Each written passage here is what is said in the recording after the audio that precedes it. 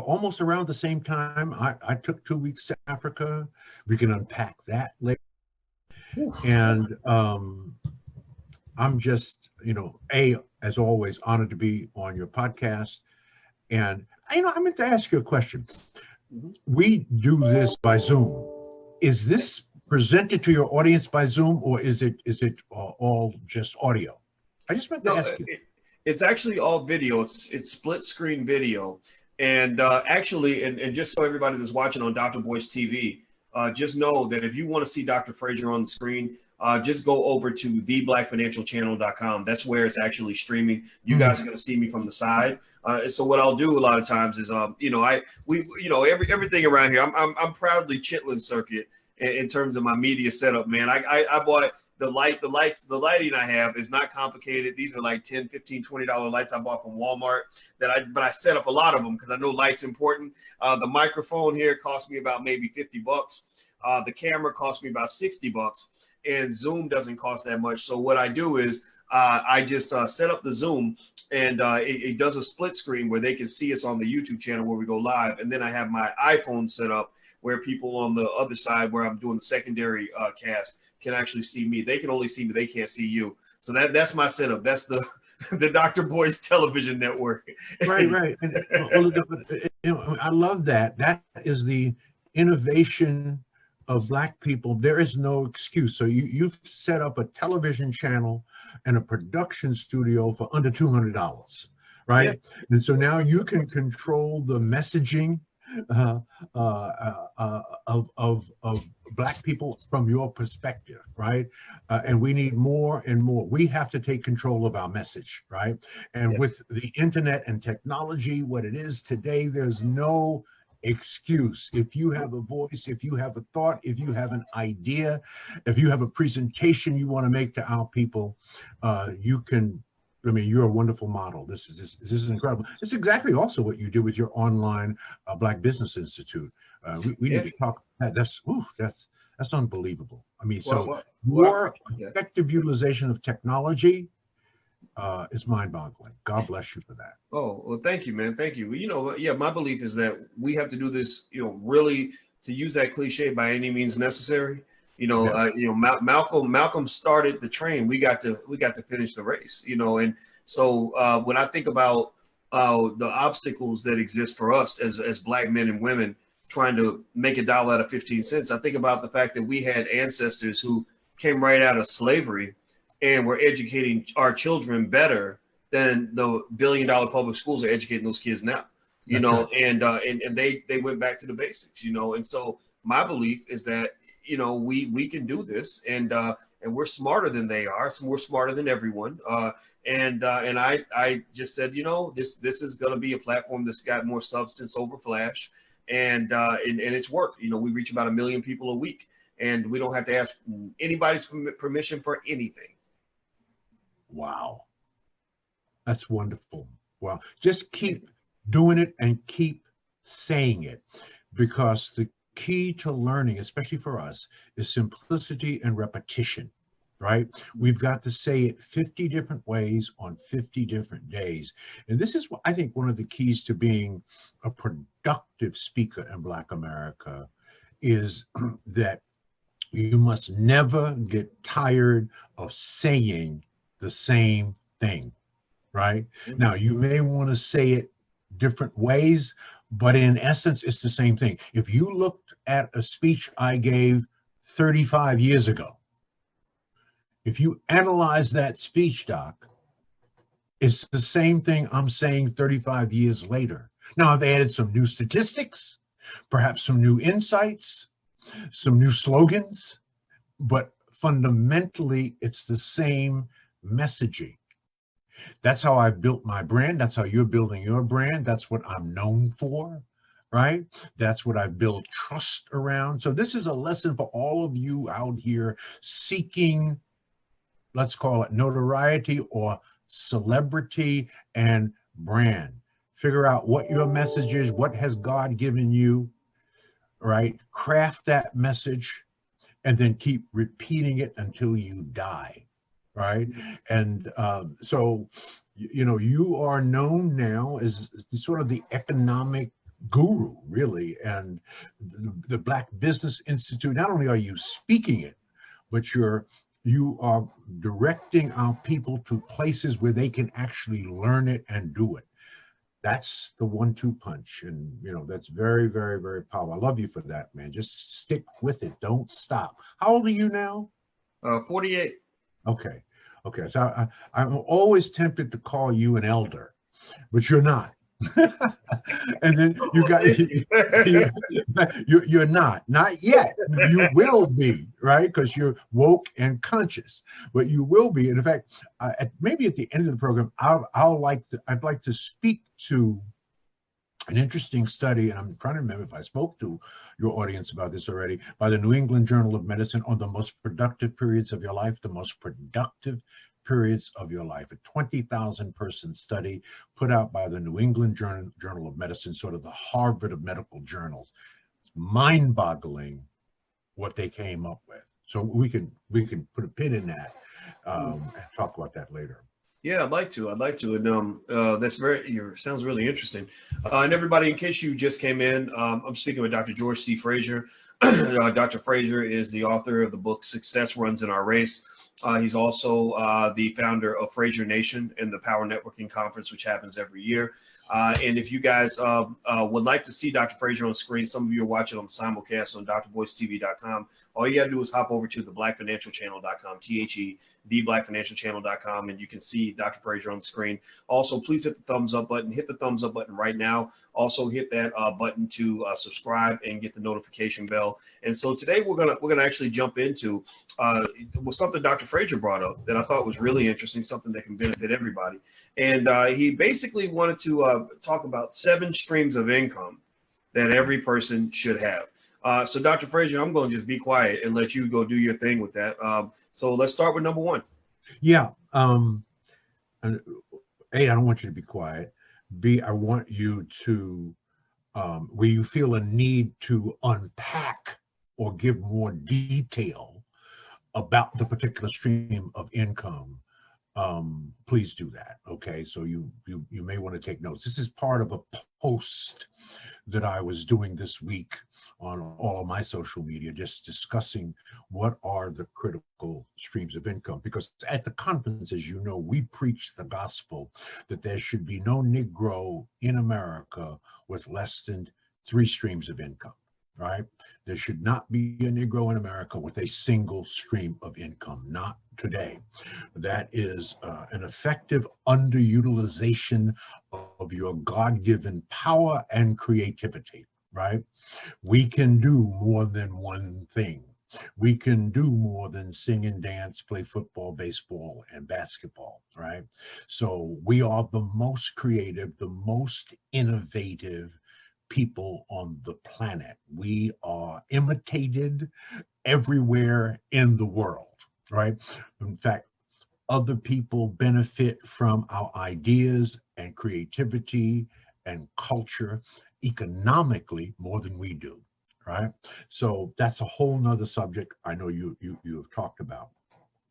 When you come to the Power Networking Conference, we teach you, or we certainly tell you that we will show you how to double your streams of income. If you come there with a single stream, we will show you how to leave with at least 2. If you come there with 2, we will show you how to leave there with at least 4.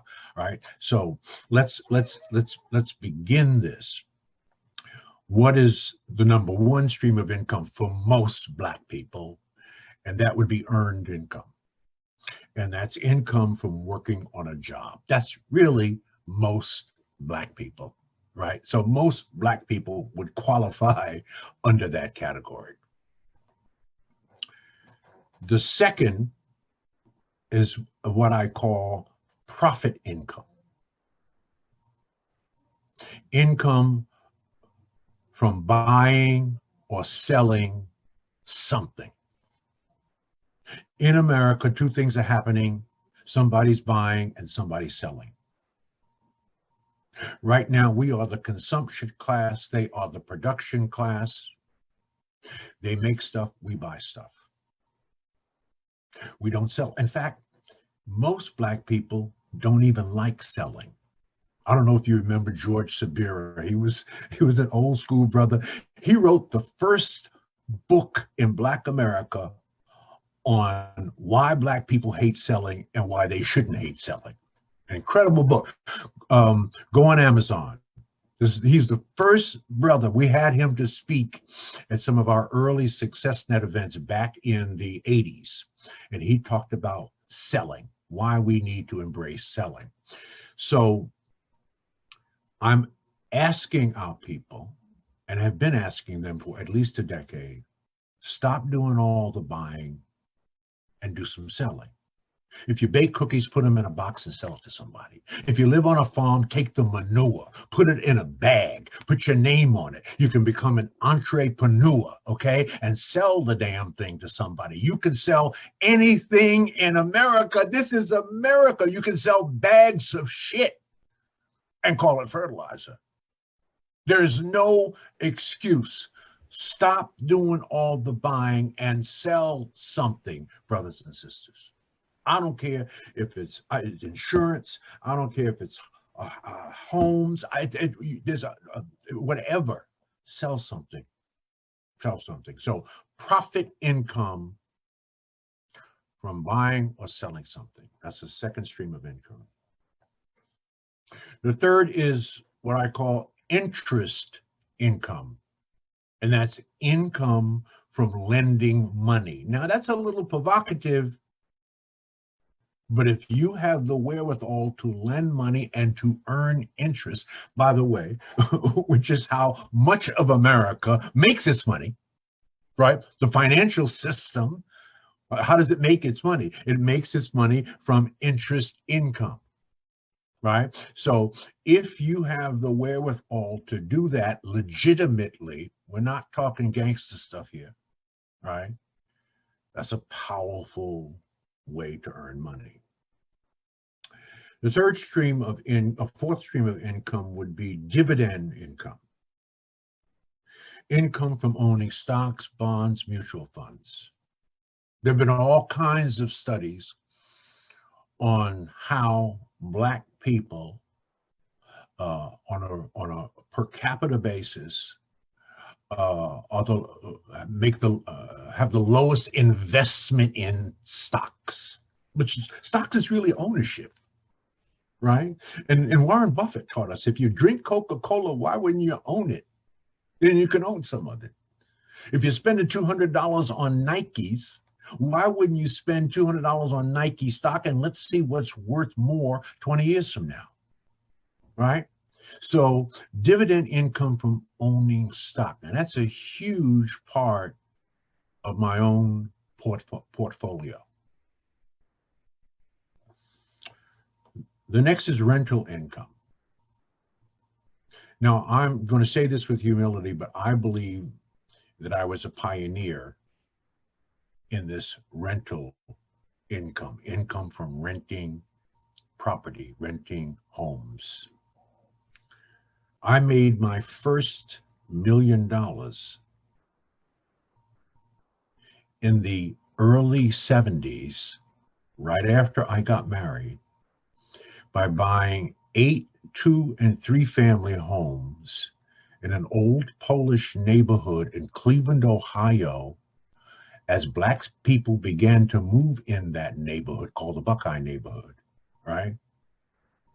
Polish people, the Slavics who were in it, got frightened and began to leave. I caught wind of that, and I bought their homes because they were all living together. They were living in 2- and 3-family homes, right? I bought the first one for pennies on a dollar, $13,000, a pristine 2-family home. Pristine, because they took care of their stuff.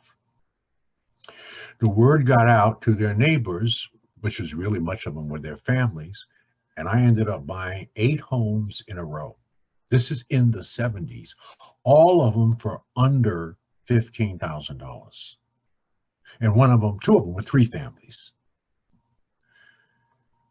I accelerated the depreciation, which brought my earned income tax obligation to near zero. Uh, I didn't flip them. I kept them, and I turned them into Section 8 housing, which that the government was paying the highest rent per square foot. I turned it all into Section 8, but I was extraordinarily selective about the Section 8 brothers and sisters I put into it. Right?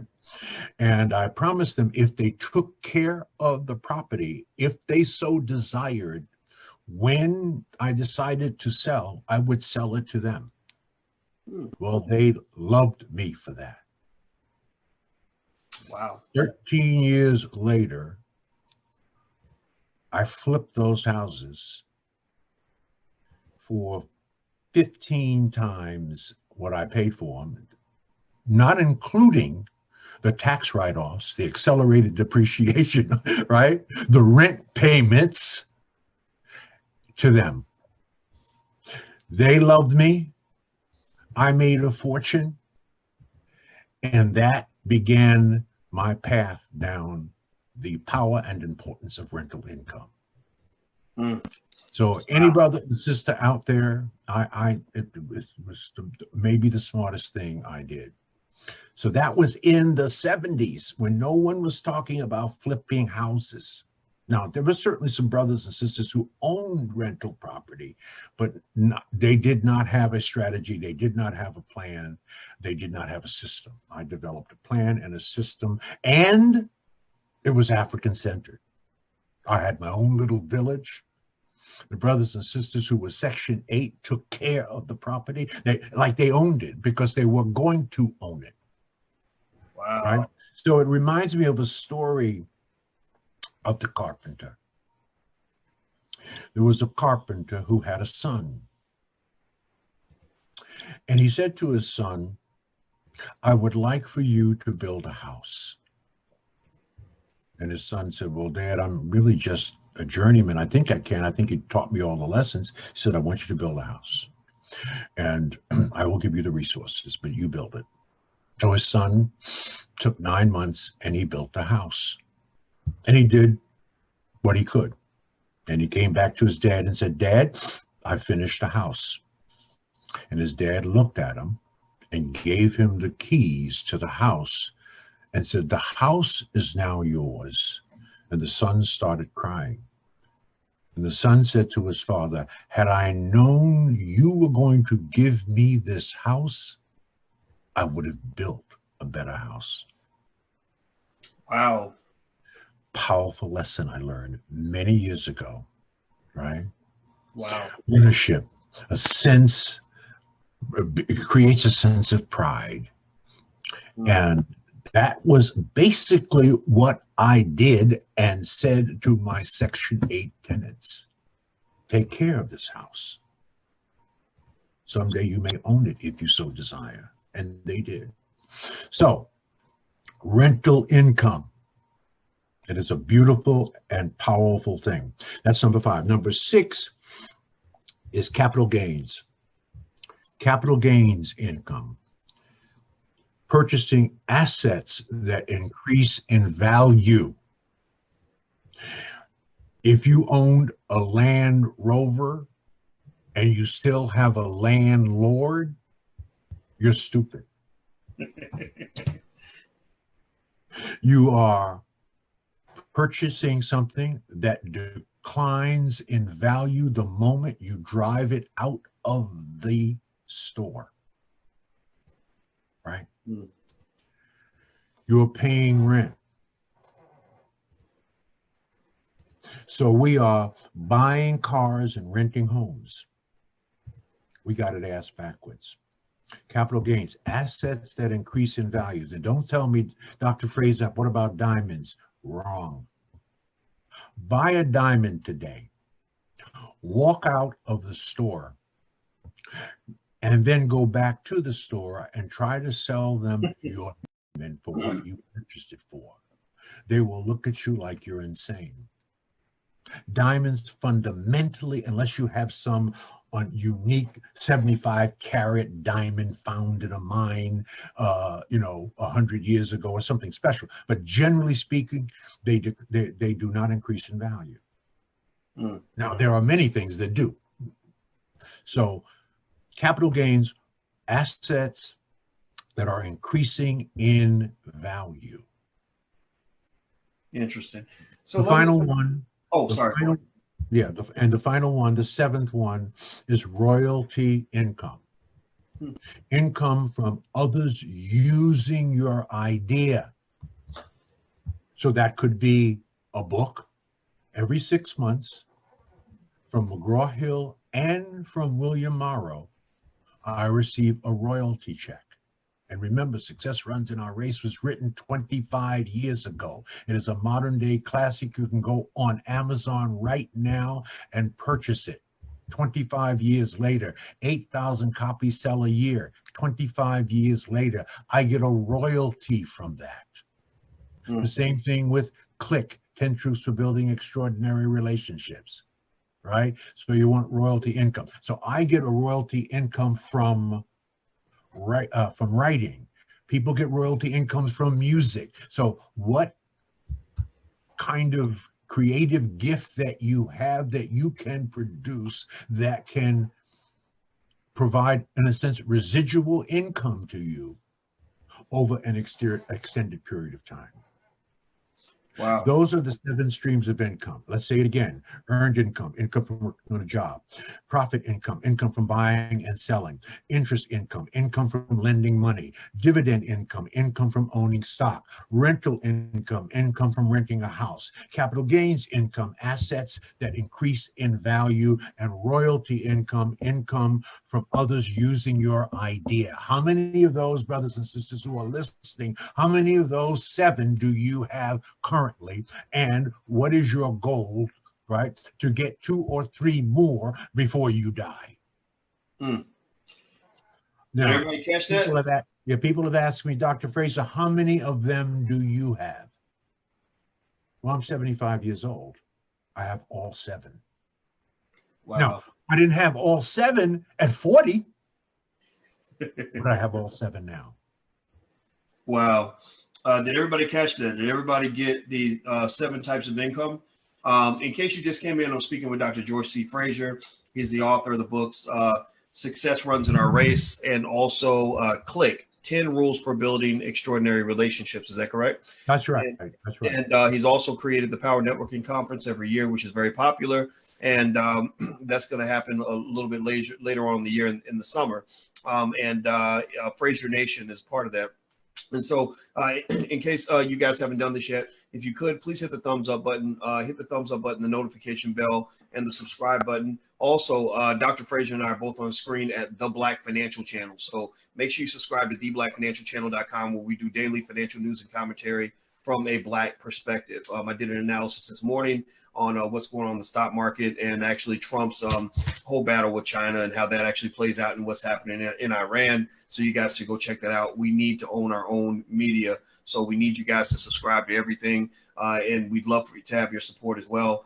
Feel free to also, if you want to learn more about business, feel free to go to theblackbusinessschool.com. THE, that's theblackbusinessschool.com. You know, Dr. Fraser, one thing that came to mind that you were referring to when you were talking about capital gains and just investing in general. You know, when I see interest income, dividend income, capital gains income, royalty, etc. I'm thinking, or even profit income. I'm thinking about just investing, right? All the different ways you make money from investments, right? You can make money from the interest, from the dividends, from the profits, all the way down the line. And I think one thing that a lot of us don't get a chance to hear about when we're young is really how much of a difference it makes when you're making your money as an investor or a business owner, as opposed to making your money as a worker. This is in some ways, this is really kind of a screwed up, evil country in certain ways, in the sense that there are huge advantages that business owners get that people don't get when they work every day. Just the fact that you can write off so many things. I went to Colombia, Medellin, Colombia, to spend time with my brother and to do, but we had several business meetings. We did lots of business. So I get to write that off, which makes the trip much less expensive for me than it would be if I was a working guy who just went down just to hang out. And and there's nothing illegal about it. No tax evasion happening.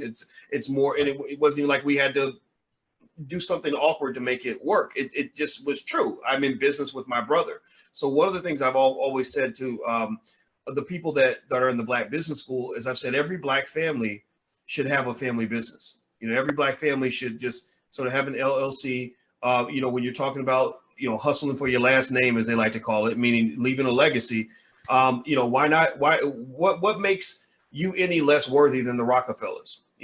Why is your family name less valuable than the Vanderbilts? Seriously, why do you look at the Carnegies and what those people, the De Beers family, and The why do Rockefeller. you believe that they're better than you? Why are you? We understand why white folks are white supremacists. That's just kind of what happens. But why are you a white supremacist? That's the question I ask Black folks. Why are you committed to white supremacy to the point where you believe that they deserve to value their name and their legacy more than you value your name and your legacy? Right. So I'd love to get your thoughts on some of that as well. I loved how you mentioned how just buying that property and the write-offs with the depreciation allowed you to literally eliminate your tax bill. It's just kind of how the game is played. Can you speak more to that? Yeah. When you are a financially illiterate people, as most of us are, not all of us, just most of us, you do not understand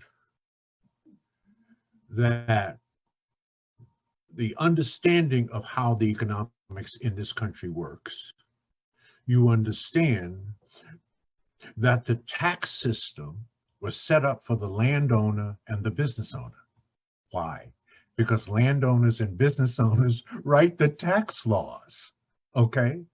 So if we don't own land, and we own the fewest number of homes per capita of any cultural group in this country, and we came over here on the Mayflower, and we don't own businesses, and we still own the fewest number of businesses per capita of any cultural group, and we came over here on the Mayflower, you cannot fully exploit the American tax system.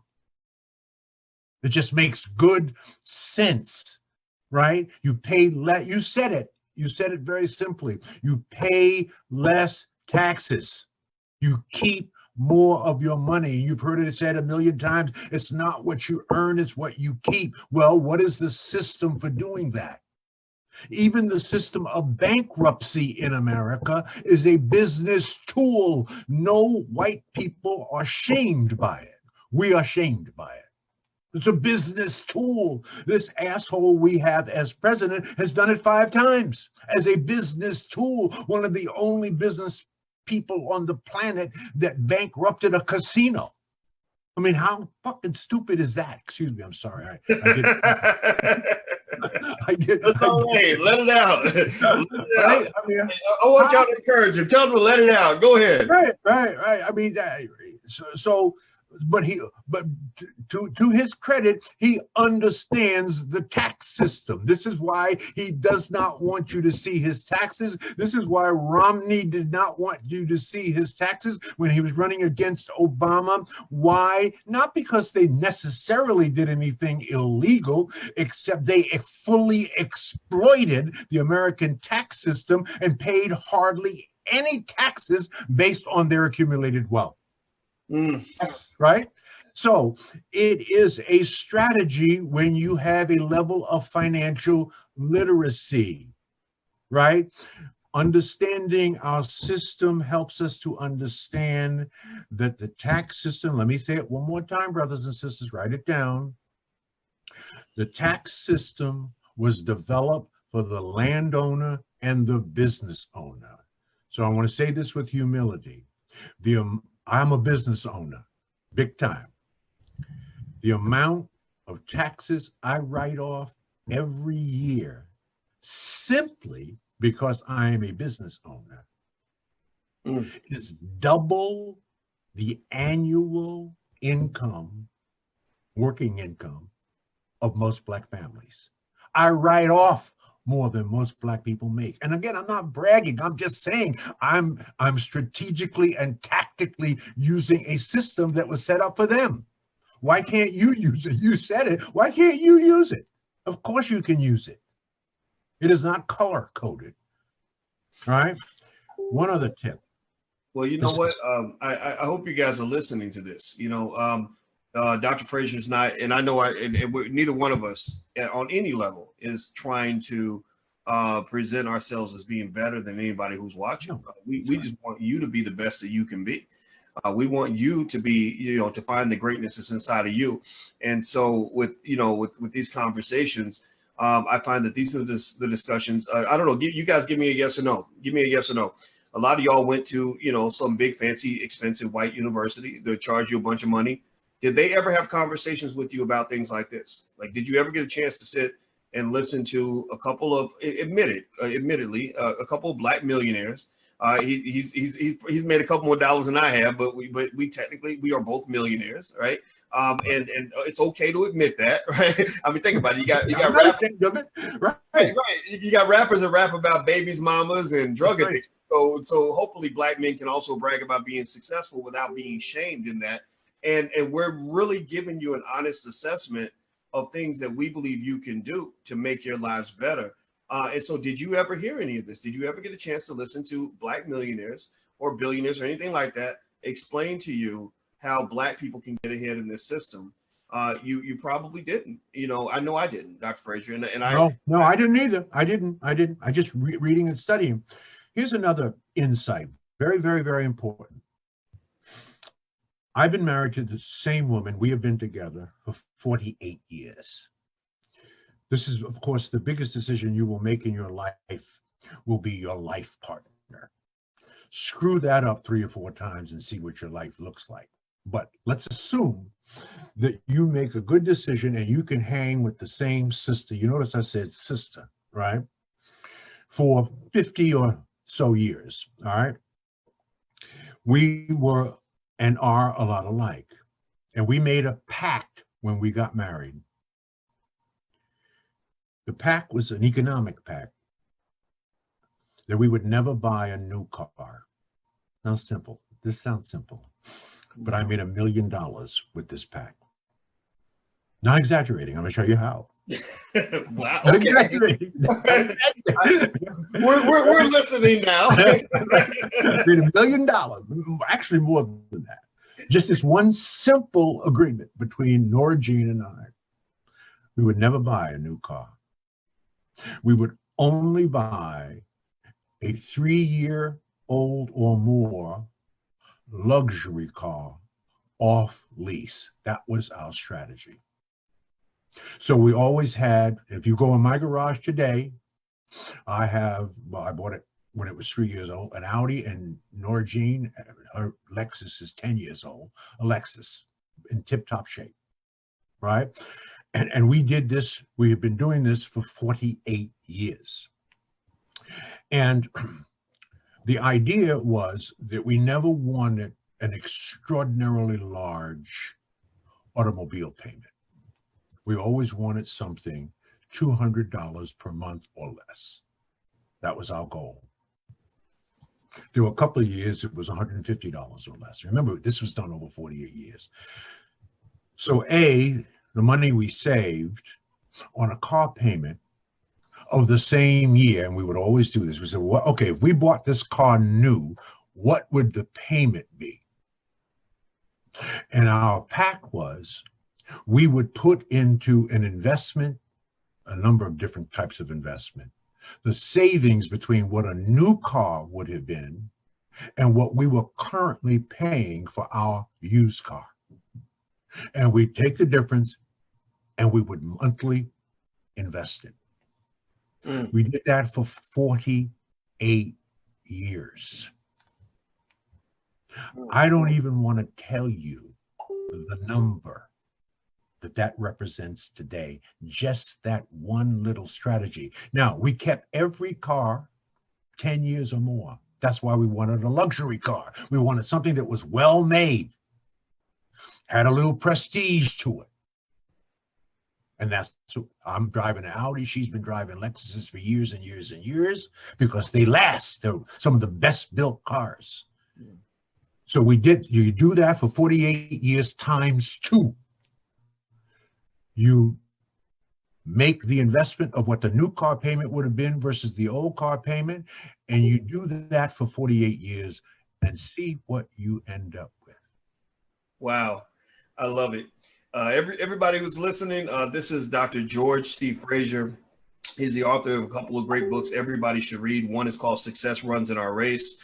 He's the networking guru of America, and I believe he's the greatest networking guru on earth. He's also one of the most brilliant elders I've spoken with anywhere. And also his other book is called Click, 10 Rules for Developing Successful Relationships. Or is it healthy or? Yeah, yeah. You made me forget the damn subtitle. Oh, it's none of the. It's not. You made me forget it. Click the 10 truths. The 10 truths. The 10 truths. There it is. The 10 truths. There we go. There we go. Extraordinary relationships. Right. Yes. It's next level networking. Right. Yes. Well, let me say this to you guys also. His name is spelled Fraser, not Z. So make sure you spell that right when you go buy the book. Also, I'm going to be speaking at his Power Networking Conference in the summer, which is part of Fraser Nation, which I'm a part of and I respect tremendously. And I hope you guys will consider joining as well. Do me a favor, please hit the thumbs up button, share and subscribe button. If you haven't done that, please hit the notification bell. If you want to help our Black media grow, we'd love to have you as a patron at intelligentblackpeople.com. That's intelligentblackpeople.com. And I want to ask you, Dr. Fraser, about something. Now earlier, I'm going to ask you a question. I want you to give me a yes or no answer, and then I'm going to ask a follow-up question. Do you love Black women? I know it's hard to answer with one word, but I assume the answer is going to be yes. No, it's beyond yes. Absolutely. In fact, I am so deprogrammed. I do not find white women attractive. I knew there was you're my brother from another mother, because I'm the same way. It's no disrespect to white women. Right. Nothing compares to Black women. Nothing. I completely agree with you. And so I asked you that question. That's a loaded question. Let me tell you why. It's a loaded question because you and I had a conversation about another Black woman by the name of Lizzo. Yeah. Now, Lizzo, I made some remarks about it, and I guess the media, you know what the media does. It blew up. And there was nothing untrue about what I said. Even if I were talking to Lizzo herself, I'm sure she'd agree with a big chunk of what I said, right? But of course, divide and conquer and all this other stuff, right? Black man against Black woman. People love to live off that narrative. Well, let me tell you what happened to me. Just literally while you and I were talking, I got this email, and I'd like to get your take on some of this. And I'm telling you all this because I want you to kind of shape your comments in a way that that reflects your truth, as well as I'm warning to just make sure you say it in a way that doesn't cause you to go through some of the firestorm that I went through, because my shit is my shit, and I accept that wholeheartedly. And let me tell you why. You and I were both slated to speak at the AG Gaston conference, and I know I was one of the keynotes, or I don't know, I was some sort of keynote. They used the word keynote somewhere, and I know I was going to come. And I love that conference. I love AG Gaston.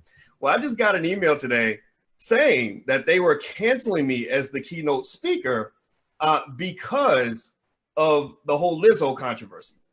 And I was a little bit surprised, but I know how corporate America works, right? The corporate sponsors, corporations don't always like controversy, and there was pressure apparently put on the organizers. And because I don't let things happen in the dark. I like talking about things, just talking it out so people know what's really going on. And they said, we're going to go in a different direction, and I totally get that. My last goal in life is to get another Black person fired. And in fact, when I go speak at any corporation, I tell them, don't take too much advice from me, because I'll get you in trouble. So just, so with that said, I think I'd love to get your take on how we can process, a Lizzo in this world without giving the appearance or allowing anybody to think that we have an issue with Black women as a collective. And then the other stuff, if you want to talk about that as well, you can. But just know I'm not bothered by the cancellation. I understand that. But I think it's important to kind of talk about where we stand as Black people in terms of what is and is not acceptable in terms of how we present it to the world. What are your thoughts on that? Yeah. There's three things we cover at the Power Networking Conference, as you know: business, money, and wellness. psychological wellness, and physical wellness, because they're connected. We want our people to live the longest life they could live. And we know that their health will play a key role in that. That's science. We do not have the best health. The average age, lifespan of a black man in America is 67 and a half. I'm 75. So in white years, I think I'm 190 in white years. In black years, I'm 75. All right. Women die sooner than white women. Much of it is to old school eating habits. And we know what we had to do. We had to do whatever we had to do to survive. And much of it is due to our sedentary lifestyle. We know that too many of our sisters, as beautiful and as smart, and Lizzo is in that category. Lizzo is a fine sister. Fine sister. All kinds of skills. She could play the flute. I mean, really play the flute. One of my favorite people on the planet was Sherry Winston, Grammy-nominated flutist out of New York. One of my favorite friends. So when I saw Lizzo playing the flute, it reminded me of Sherry, right? Sherry led the way. One of the females, her and Bobby Humphrey, back in the day, led the way of women playing flute. So I fell in love with that whole idea. Here's a sister playing flute. She can write music. She can dance. She can party. She can sing. She's got energy. She's got youth. And I first saw her, my first exposure to her was on the BET Awards in June. And I had never seen a performance quite like hers. It was sort of erotic. And I was, in a sense, shocked by the display of her body that was sexually provocative and this very large body. Now, I have nothing wrong. I have no problems with sisters with large body and entertainers. Ella Fitzgerald had a large body. Ma Rainey had a large body, right? So, I mean, we can go in the entertainment world. There were plenty of large body sisters and certainly brothers with large bodies. But they manage their presentation and their body in a very, very conservative way. That was not what I saw. Or I would even say, maybe even a stronger word to use might be dignified. Okay. Right? That's okay. I like that word better. In my mind is dignified. Yes. Right. Aretha was not a tiny lady. No, right, absolutely. Right, but Aretha, you would never critique Aretha as being, as making black people uncomfortable with her. No, we accepted her. So Lizzo took it to the next level and introduced eroticism and the bearing of, I think, for a sister as beautiful as she is and her size, a bearing of skin and photographs, because she loves to photograph nude. For me, as a Christian and loving sisters and wanting to see the best publicly displayed by our sisters as we stand in front of millions and do our thing, I was not happy about that. And I actually if you go to my Facebook page, I posted something about that in June, right the day after the BET Awards. I protested it. I said something. Now, I caught heat. I caught heat. I did not try to defend what I said unless there were people that were trolling and hating, and those I did defend myself. But if I could wave a magic wand, I would not wish that for her. I would wish that she would control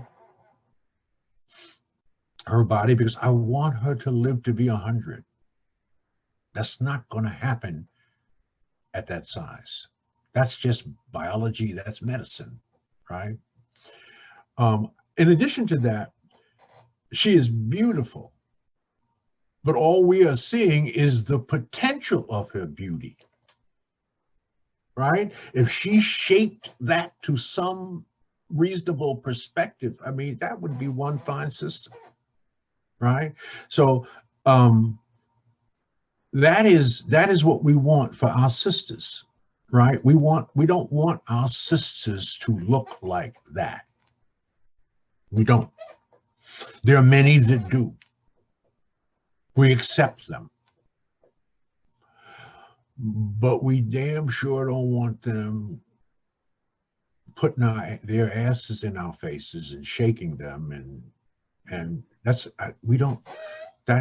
not dignity coming from, I think, the most powerful woman on the planet, which is the Black woman, maybe the most powerful person on the planet. Mm-hmm. Mm-hmm. Right? I think it was Dr. John Henry Clark who said, the power of this world is between the legs of a Black woman. Mm-hmm. Yep. So she has that potential. She is in that category, talent. God has given her talent and beauty. There are things that she can do to mitigate that and to assuage that and to enhance that. And that's what we wish for her. That's what we want from her. Well, she'll decide. But if she's getting good advice from the people around her, they will work with her on that. And she can do that. That's how I feel. That's how I see it. That's how I feel about it. Well, and I think that, we're on the same page with that, in the sense that nobody dislikes her because she's overweight. Because if I was to dislike her for being overweight, then I would dislike myself, because I've been overweight for a long time, and so that's not I agree with you. That's not the issue. Just for those who really wanted to listen, those who were seeking to really understand, I did a couple of things. First thing was, I found out that the majority of the Black community, at least in the conscious community, in terms of the few 100,000 people that follow us, the 80% of them, in a survey, we asked them, do you feel that Lizzo, that what she's doing is helping or hurting the image of the Black woman in America and around the world? 80% said it's hurting the image, right? So the majority of our people, at least in this space, that are woke and conscious, get it. They totally get it. And the second thing was, I said, look, if you're overweight, it would make no sense to not love someone because they're overweight. But there's a difference between me loving you the way you are versus encouraging you to stay the way you are.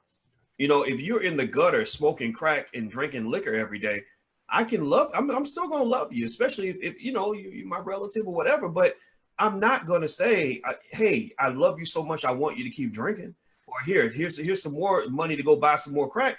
Right. That would not make me your friend. That would make me your enabler. And I think that when we have this, so sometimes the whole idea of self-love goes overboard to the point where you're enabling unhealthy behavior. And it's not just her. It's really sort of a class of people that are saying, okay, this thing is in. This is what you want to be.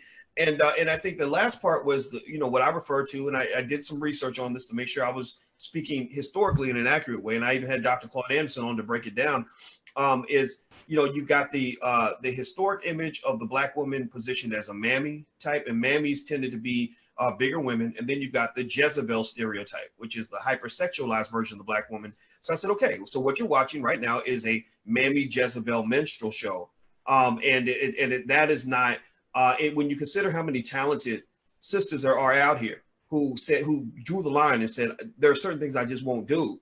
Right. It's unfortunate because those women are looking for opportunities and won't ever get them because they're looking for something completely different.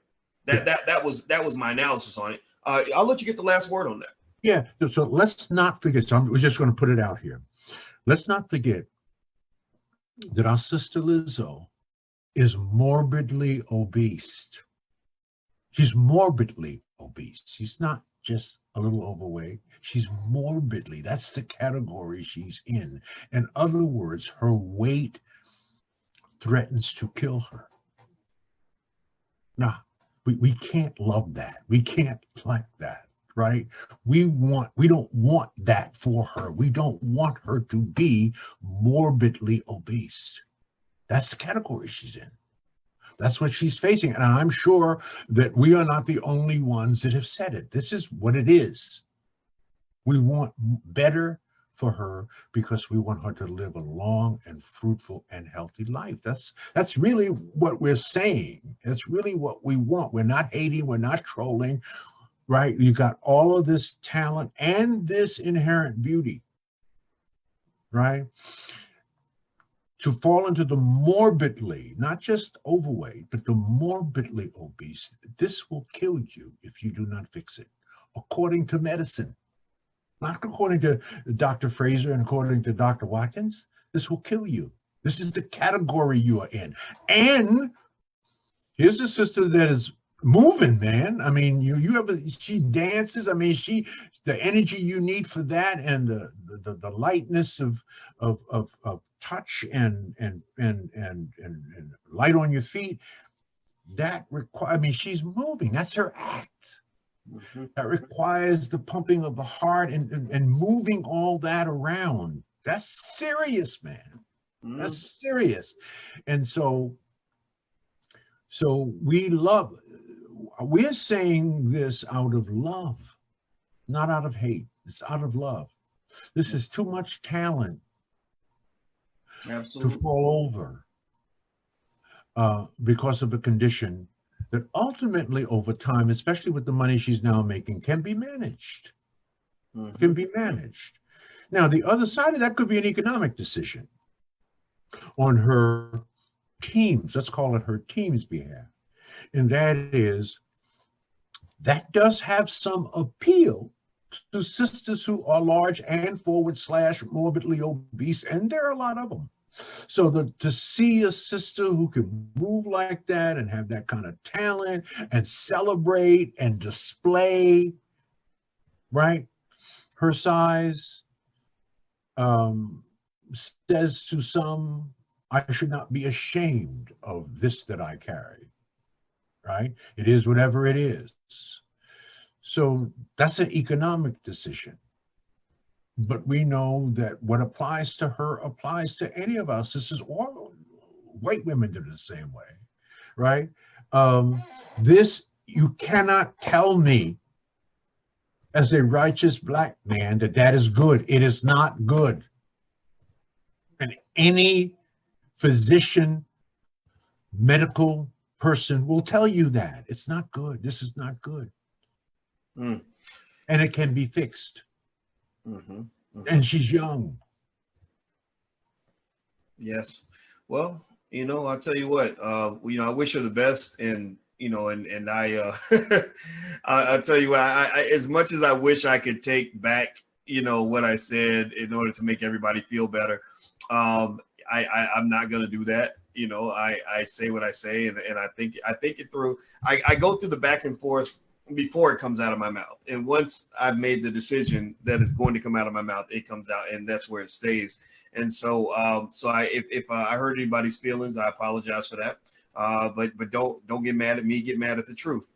And that's what I say to those who don't understand. And if you have any issue with us bringing up these things that you don't hear in mainstream media, then bring facts. I think people bring emotion, and I'm mad at you because, well, mad at me for what? Well, because you said something. You're mad. Are you mad at me because I lied? Well, no, you didn't lie. But no. So you're mad at me for telling you the truth, for speaking. You're not used to a black man, an intelligent black man, speaking an unconditional truth and a fearless truth, and that's what it's going to be. You know, and Yeah.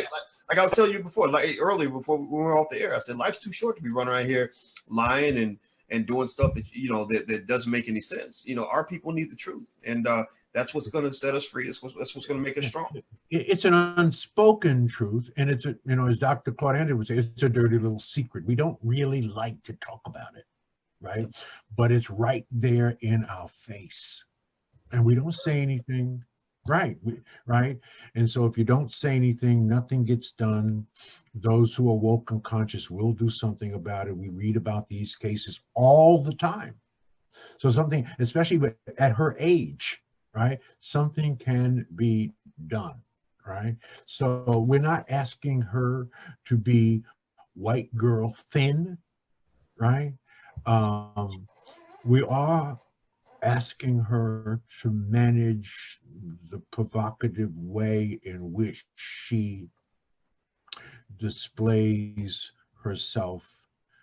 And I mean, you have $1 million sister actors and actresses and musicians, as you said earlier, who refuse to do it. They're asked to do it.